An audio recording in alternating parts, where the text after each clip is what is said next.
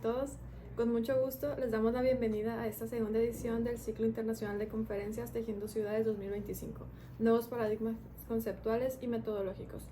Un espacio de encuentro, reflexión y diálogo en torno al estudio de las ciudades.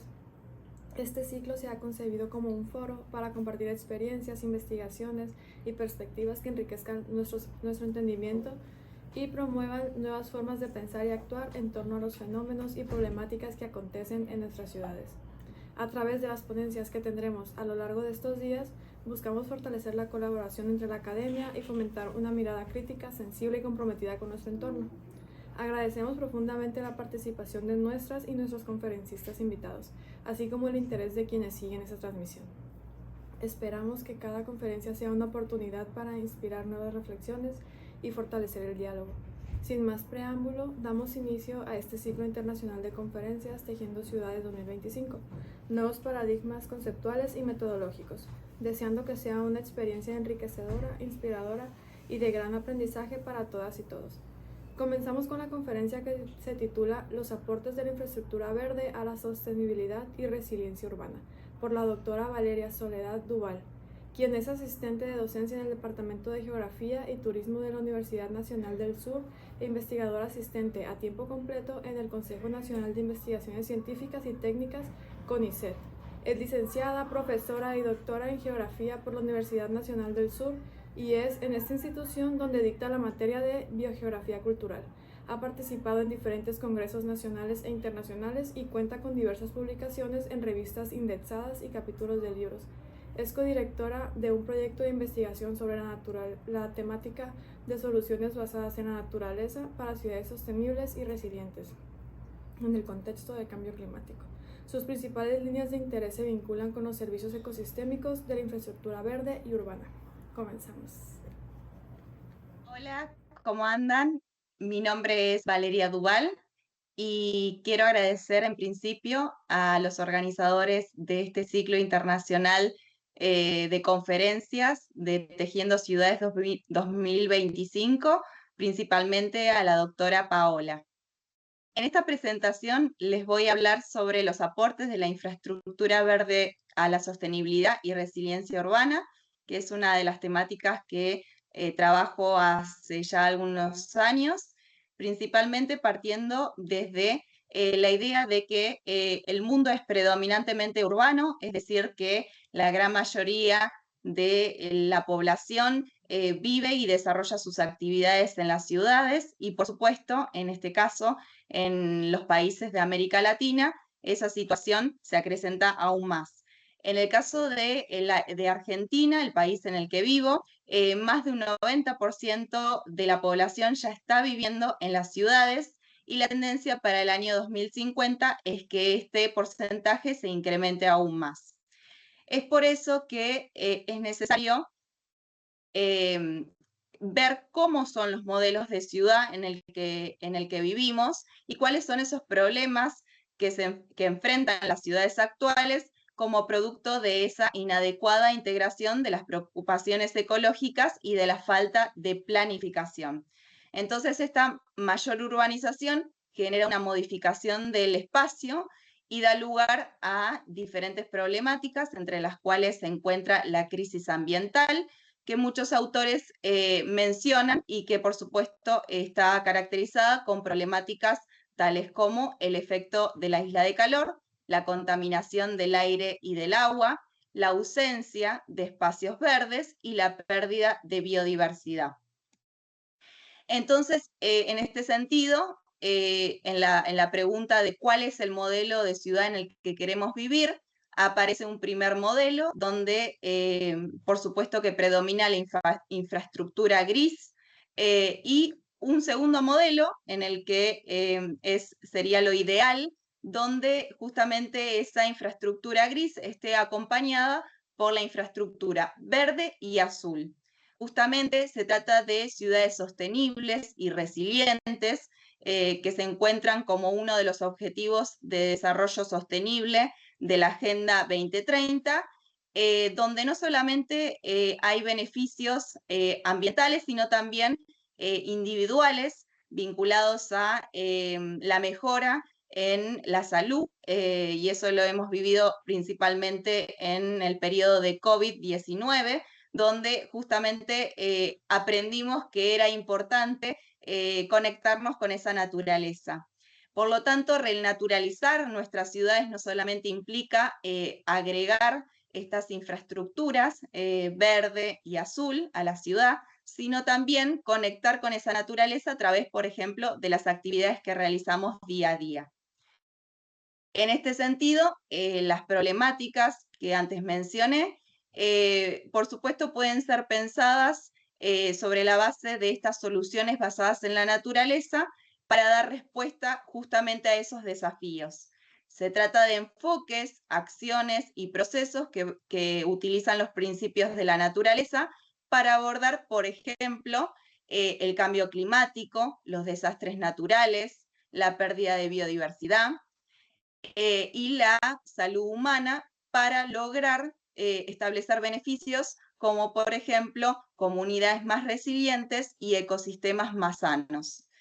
Se trata no de desplazar aquellos avances en la tecnología que hemos realizado en los últimos años y aplicados en el ambiente urbano, sino de contribuir con los elementos de la naturaleza a justamente buscar soluciones que logren dar respuesta a estas problemáticas mencionadas.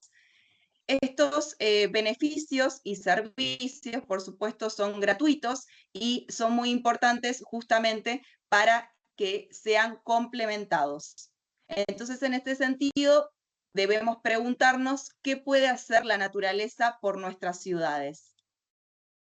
Entonces, aquí observamos en esta imagen algunas de las propuestas que realizan los organismos internacionales sobre la implementación de soluciones basadas en la naturaleza,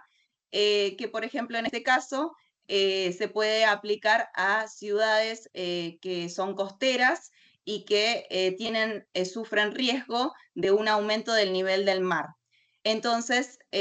o por ejemplo de la erosión costera. Entonces, en este caso, a través de los manglares y de los arrecifes de coral, se lograría mitigar esa problemática. Por otra parte, también en ciudades que están cerca de espacios de montaña, allí tenemos una posible solución al control de la erosión y prevención de los deslizamientos a través de la vegetación en las zonas de ladera. Así como también el control de las temperaturas mediante la provisión de las sombras por los árboles urbanos. Entonces hay múltiples soluciones basadas en la naturaleza que se van a ir ajustando de acuerdo a las singularidades que presente esa ciudad. En este sentido, un trabajo realizado con una colega presenta justamente el inventario actual de las soluciones basadas en la naturaleza para la mitigación y la adaptación del cambio climático en las ciudades de mi país.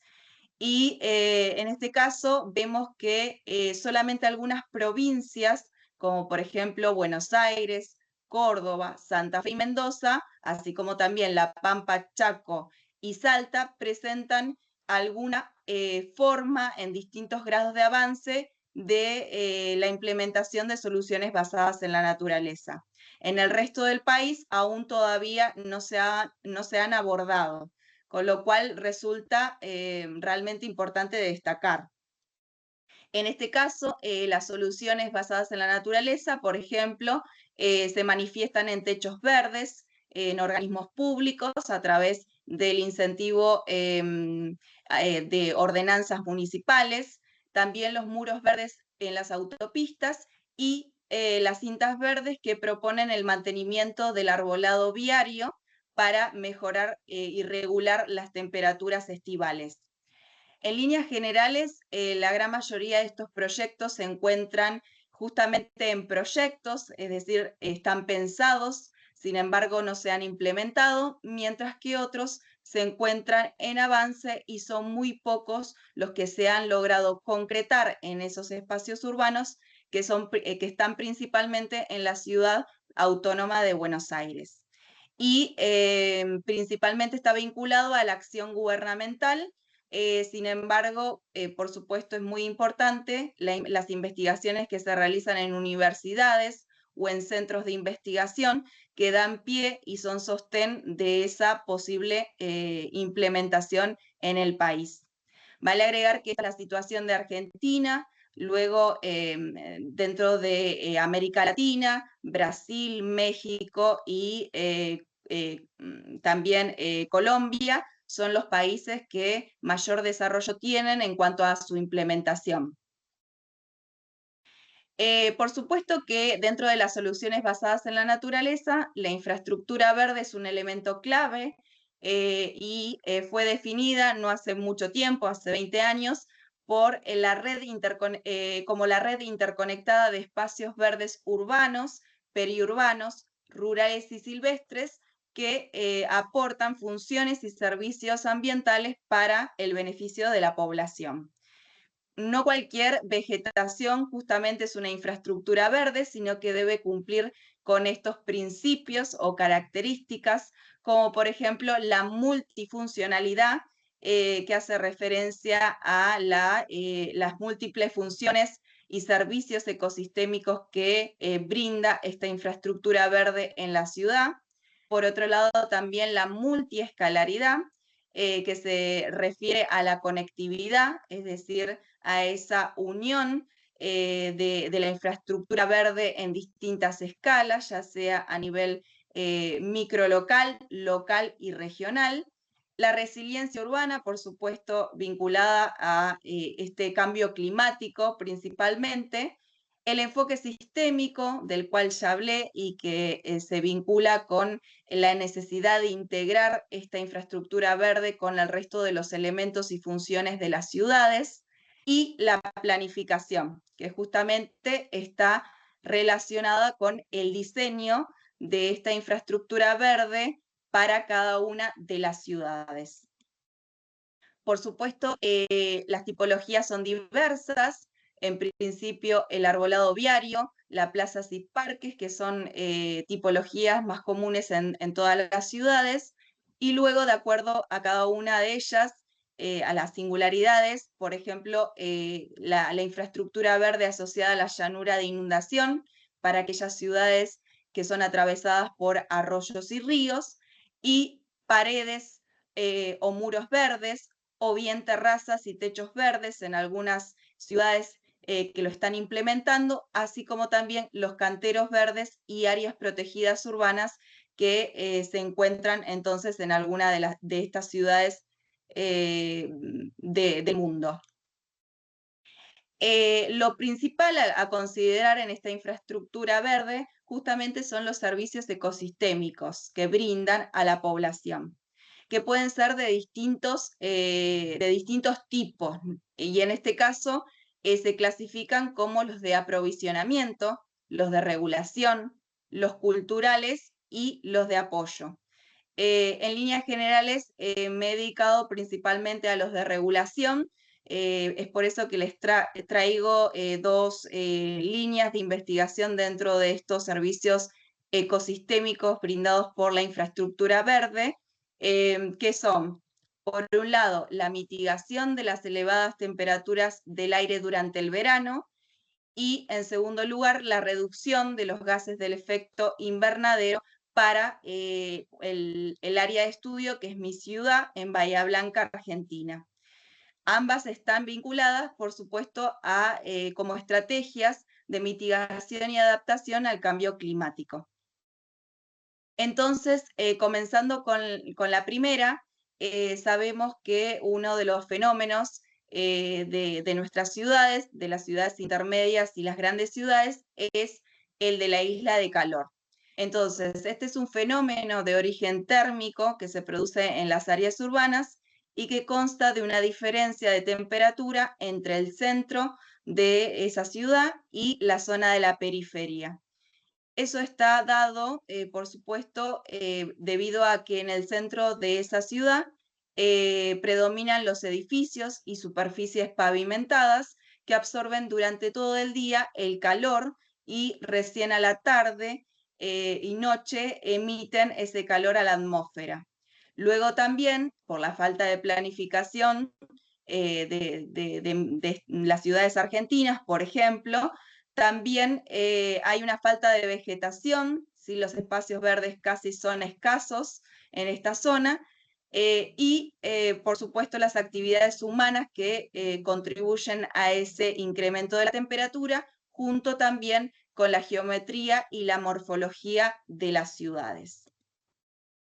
Esto ocurre, por supuesto, en Bahía Blanca. Aquí está la localización en el suroeste de la provincia de Buenos Aires,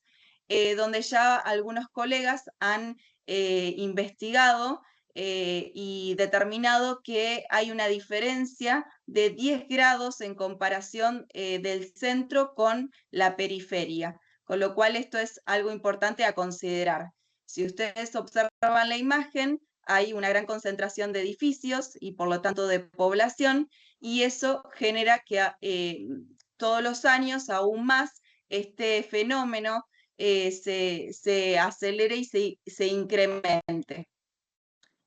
En este caso se muestra la distribución de la temperatura del aire durante el verano de la ciudad. Ya esto fue hace algunos años, pero es representativo para nuestra investigación debido a que se puede ver cómo los colores más cálidos, el rojo, predomina principalmente en las áreas más construidas de nuestra ciudad, de mi ciudad. Entonces, en este sentido es que seleccionamos como área de estudio dentro de Bahía Blanca el macrocentro, que está bien definido también por las ordenanzas municipales, y lo que hicimos fue justamente ver cuáles eran las características de ese microcentro. Por supuesto, está vinculado a una elevada densidad de personas que residen allí y una escasa vegetación que podíamos observar.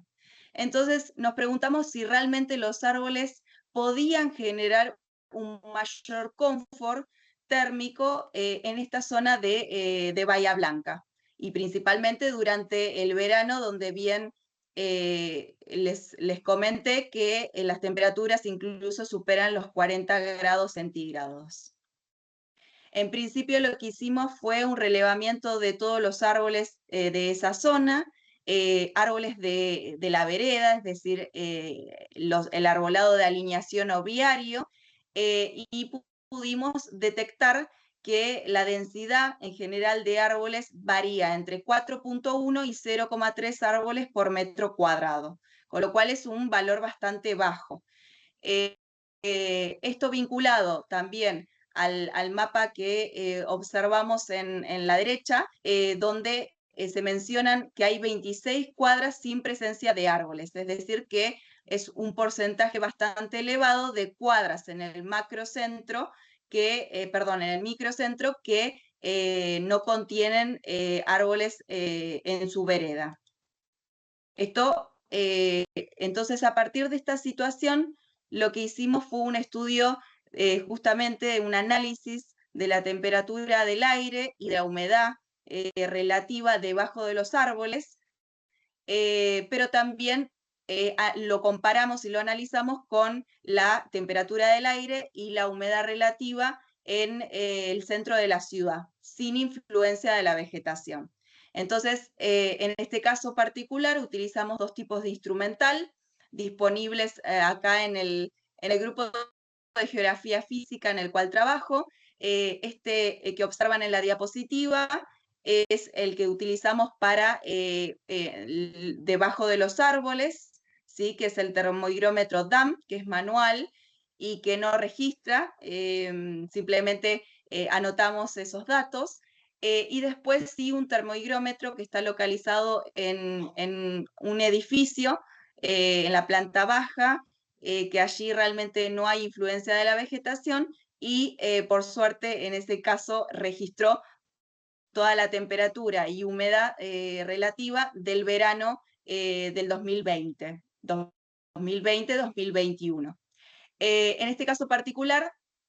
observamos en el gráfico que la línea roja es la de la temperatura del aire sin influencia de la vegetación, y luego hay como otros puntos que se refieren justamente a los 15 árboles que tuvimos en cuenta, que son 15 especies distintas. Este trabajo se hizo en forma simultánea con la utilización de este termohigrómetro y se realizó en días típicos de verano a las 15 horas, porque es donde se registran las mayores temperaturas, en días típicos donde no hay nubosidad y la temperatura es superior a 30 grados centígrados. Entonces, estos valores, si observan, no son las 15 especies, puse algunos para que el gráfico se pueda comprender. Todas las temperaturas en esos 15 días dieron inferior a la temperatura del área sin influencia, donde por supuesto allí la infraestructura gris con la zona pavimentada generaba temperaturas mucho más elevadas. Entonces, en una primera aproximación tenemos ese resultado.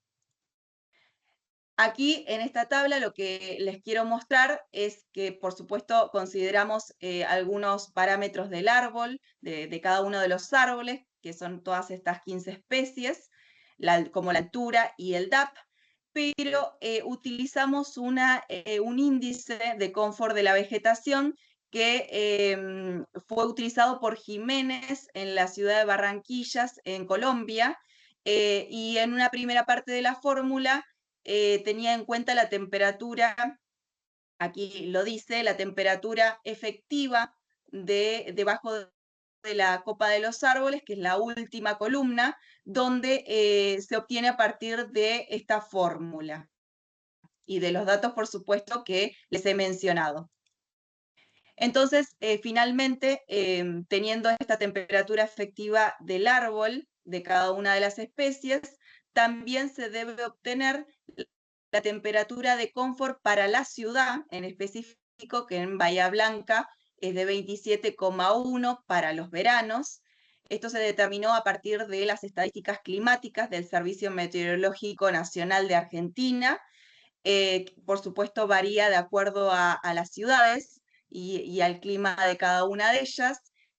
Y entonces, en este caso, se hace la diferencia entre esta temperatura de confort del verano de Bahía Blanca y la anterior mencionada, la temperatura efectiva del árbol para cada una de las especies. Entonces, acá lo que se muestra es justamente ese índice de confort de la vegetación en negativo, porque lo que quiere indicar es que cada una de las especies con un valor distinto tuvo un efecto positivo en la regulación de las temperaturas de ese verano. Se destacan algunas, como por ejemplo Paracenegalia visco y Platanus acerifolia, que son las que tienen mayor porte, mayor altura, con una copa semiabierta, y también otras como Jacaranda mimosifolia y Latilia molteic, que forman parte de ese arbolado de alineación que se encuentra en la ciudad de Bahía Blanca. Otras que son por ahí más chiquitas, de porte menor y que generalmente suelen utilizarse en las áreas, las veredas más angostas, tuvieron también una regulación positiva de la temperatura, pero con un valor inferior. Con lo cual aquí, digamos, hay un dato sobre qué tipo de árboles, qué morfología deben tener para lograr mejorar esa regulación térmica en el verano, en este caso. Otro ejemplo que también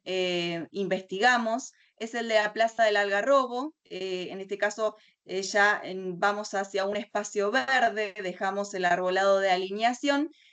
Aquí, bueno, es una plaza muy particular porque fue construida y es cuidada y mantenida por los vecinos que circundan, digamos, esta plaza. Pudimos observar y relevar 507 árboles que pertenecen a 88 especies. Aquí lo interesante a ver es que en su mayoría son, o gran parte son de origen nativo, un casi 32%, a diferencia del resto de las plazas de mi ciudad, donde lo que predomina es un porcentaje de especies de origen exótico. Cuando me refiero a origen nativo, hago referencia a nativo de Argentina, no de mi región. Entonces, en este caso, primero, bueno, hicimos un mapa a partir de la geolocalización del Google My Maps, que sirva también para los visitantes, para que puedan identificar cuál es esa vegetación que están observando. Y luego, por supuesto, que hicimos ese análisis con los datos meteorológicos. Como ustedes observan, esas dos estaciones, la del puntito en color lila es la del termohigrómetro del centro que antes utilizamos para el otro trabajo, y el termohigrómetro en azul de la Plaza del Algarrobo, que está muy cerquita, así que bueno, son datos que son válidos de comparar. El verano que se comparó fue el de 2021 y 2022, y haciendo las estadísticas promedios de estas justamente temperaturas registradas en ambos lugares, pudimos ver algunas diferencias que parecen no ser tan grandes, pero para el clima en el cual se encuentra la ciudad, que es un clima templado, es significativo. Entonces, en el caso de la plaza, el promedio de esas temperaturas dio como resultado 24,4 grados centígrados, mientras que en el centro 25,2. La máxima absoluta en el caso de la plaza fue de 43,5 grados centígrados, mientras que en el centro fue de 44,6. Y en el caso de la temperatura mínima absoluta para el periodo del verano fue de 10 grados centígrados, mientras que en el caso del centro fue de 11 grados centígrados. Así que ya en una primera aproximación podemos ver las diferencias tomadas por los termohigrómetros en ambos sitios. Luego, si vamos al análisis con esta fórmula, que es la del índice de temperatura y humedad, lo que podemos distinguir son los días de confort y los días de disconfort térmico, o de días no confortables desde el punto de vista térmico, en ambos lugares, tanto en la plaza como en el centro. Por supuesto, consideramos que la sensación de confort para la población, para mi ciudad, se encuentra entre los 15 y los 28 grados centígrados, y por debajo o por encima de ese umbral, entonces ya se empieza a sentir una sensación de disconfort térmico. Entonces, en este sentido, analizamos cuáles eran la cantidad de días, tanto para la plaza como para el centro, de confort térmico, y por supuesto que fueron más en el caso de la Plaza del Algarrobo, con 56 días, mientras que en el centro fueron de 33 días. En el caso de los días de disconfort asociados a las altas temperaturas para la plaza, fueron de 35 días, mientras que en el centro de 59 días. Y si ustedes observan en la tabla, las mayores diferencias se dan entre febrero y marzo, donde allí, por ejemplo, en el caso de marzo, en el centro hubieron 14 días de disconfort térmico, mientras que en el caso de la plaza hubieron solamente 2, con lo cual es interesante o es importante ver cuál es el aporte, en este caso, de la infraestructura verde para la regulación de las temperaturas. Bien, con respecto al segundo que mencioné,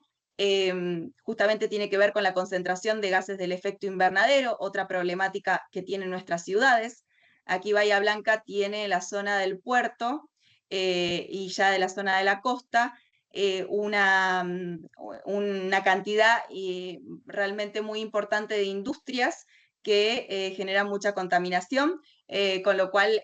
nos pareció interesante también analizar esta situación en la ciudad de Bahía Blanca. Entonces, allí lo que pudimos identificar, por supuesto, es la importancia que tiene el arbolado en justamente el almacenamiento, tanto en raíces como en tronco, como en la copa, de este dióxido de carbono, que luego emite ese oxígeno a la atmósfera y en su interior captura o almacena este carbono. Por supuesto que me olvidé de mencionarles que el dióxido de carbono está en forma natural en la atmósfera, pero que producto de las actividades antropogénicas se ha incrementado ese valor rápidamente y eso contribuye justamente al calentamiento global. Entonces, en este sentido, utilizando los datos que ya antes les había mencionado en el macrocentro de la ciudad, con este arbolado, lo pudimos comparar con otro barrio, que es el barrio Patagonia, que es un barrio parque, que visualmente pareciera tener mayor vegetación, porque por supuesto tiene otro tipo de morfología de las construcciones y también tiene otros espacios verdes, pero rápidamente lo que pudimos observar es que había una diferencia en cantidad de ese arbolado de 3.835 árboles, incluyendo en este caso la de los espacios verdes, la de las dos plazas que figuran allí en este mapa, en este macrocentro, y luego también los del interior de Manzana. En el caso del barrio Patagonia, aquí observamos casi el doble de los árboles, 6.929 ejemplares, donde por supuesto allí también consideramos los de la plaza y los del bulevar,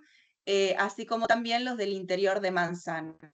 Es decir, que realmente hay una diferencia importante entre ambas zonas cuya superficie es similar, que creo que debe ser similar en el resto también de las ciudades de América Latina. Siempre hay sectores donde hay más vegetación en la ciudad que en otros. Entonces,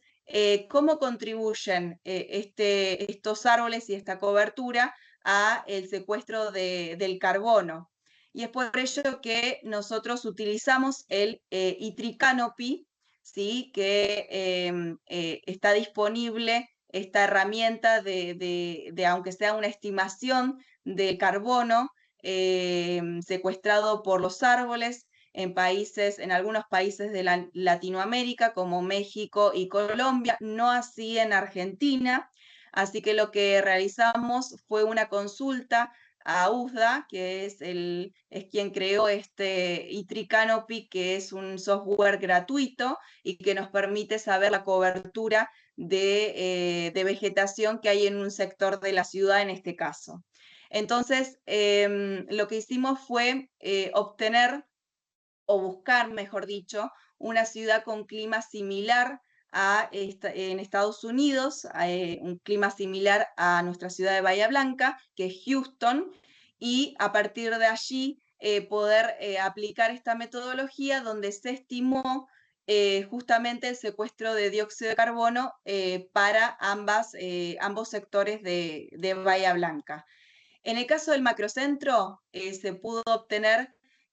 un valor estimado, por supuesto, de 190,1 toneladas o 190.170 kilogramos de dióxido de carbono equivalente al año. Y en el caso de Patagonia, el secuestro de dióxido de carbono fue mayor, por supuesto, teniendo en cuenta esa diferencia de cobertura arbórea que observamos allí en la imagen, que fue de 445,8 toneladas o 445.820 kilogramos de dióxido de carbono equivalente al año. Así que realmente pudimos estimar, es una primera aproximación, por supuesto hay otros métodos para hacerlo y que seguramente se ajustan más a la realidad, pero este valor no lo teníamos para Bahía Blanca y entonces es una forma de avanzar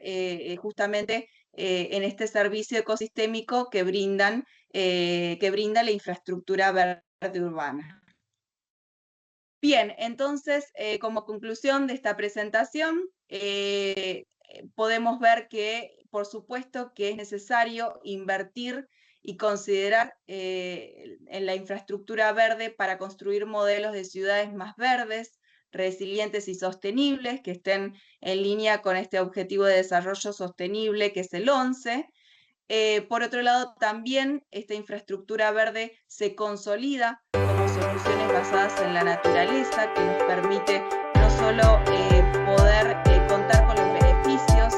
obtenidos de esos servicios ecosistémicos y dar solución o mitigar las problemáticas de la ciudad, sino también que nos permite reconectarnos y de alguna manera mejorar también nuestra calidad de vida. Y por otro lado también la importancia de concebir a la infraestructura verde con la misma importancia que se lo hace, o al menos en mi país, con la infraestructura gris, ¿sí? Que esté diseñada, que esté planificada, que haya capacidad de inversión y que se mantenga periódicamente para que esos servicios ecosistémicos que brinde sean los máximos posibles. Por supuesto, contamos con también la necesidad de que los vecinos y los ciudadanos en general contribuyan a esta acción, porque bueno, no solamente es responsabilidad de los gobiernos locales, sino también, por supuesto, de la participación activa de los vecinos, ya sea en el cuidado, por ejemplo, del arbolado de la vereda o de los espacios verdes. Así que bueno, creo que también en este caso desde nuestro rol, como parte también docente, de ser docente de la Universidad Nacional del Sur, es transmitir la idea no solamente de la importancia, sino también del amor hacia estos árboles que forman parte de nuestra infraestructura verde urbana. Muchas gracias y espero, por supuesto, las preguntas que tengan en relación a esta presentación. Hasta luego.